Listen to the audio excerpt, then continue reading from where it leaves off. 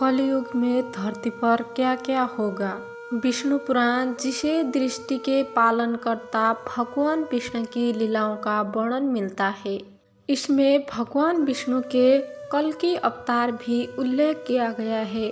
साथ ही ये भी बताया गया है कि कलयुग का कालखंड और युगों से सबसे छोटा होगा।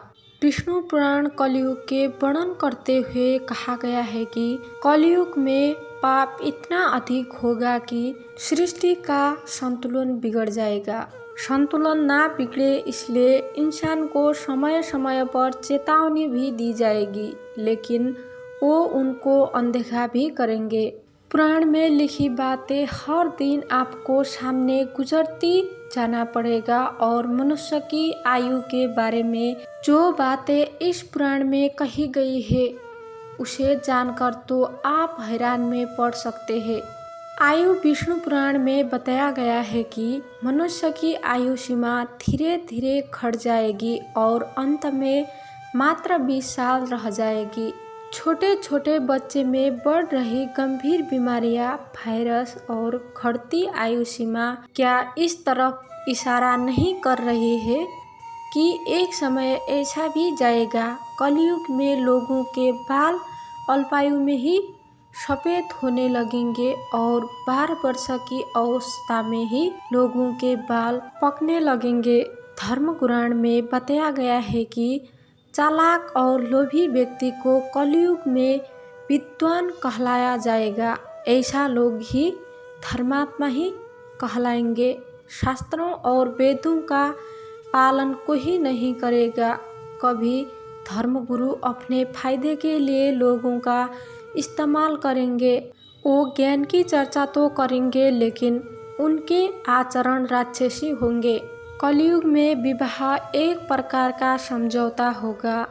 लोगों में एक दूसरे के प्रति समर्पण और सम्मान का अभाव हो जाएगा। आज जिस तरह से विवाह हो रहे हैं वो परिवार चलाने के लिए ना होकर सिर्फ एक समझौता किया जा रहा है। जो सबसे ज्यादा दहेज देगा उसका ही विवाह होगा। ये एक प्रकार का समझौता ही तो है।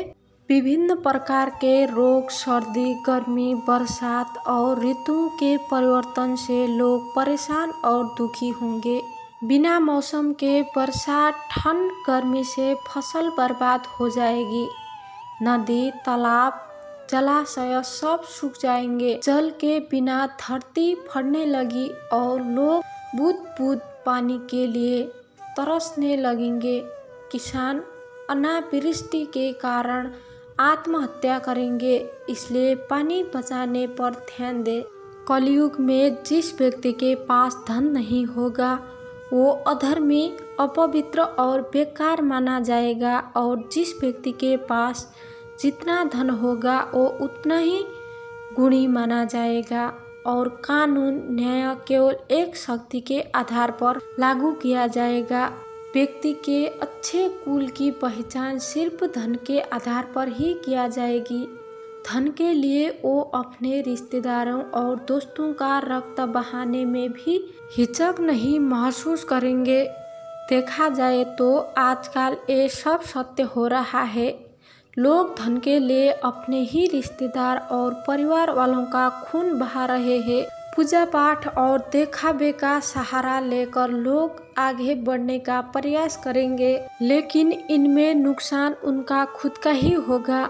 कलयुग में सत्ता पर आसानी लोग अपनी प्रजा की रक्षा नहीं कर पाएंगे, बल्कि कर लेने के बहाने प्रजा का ही धन छीनेंगे।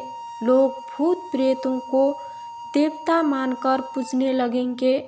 भोजन अन्न का अभाव होने से मनुष्य फिर से कंद मूल और फल आदि के सहारे ही रहेंगे और असमर्थ लोग खुशी नहीं रह पाएंगे।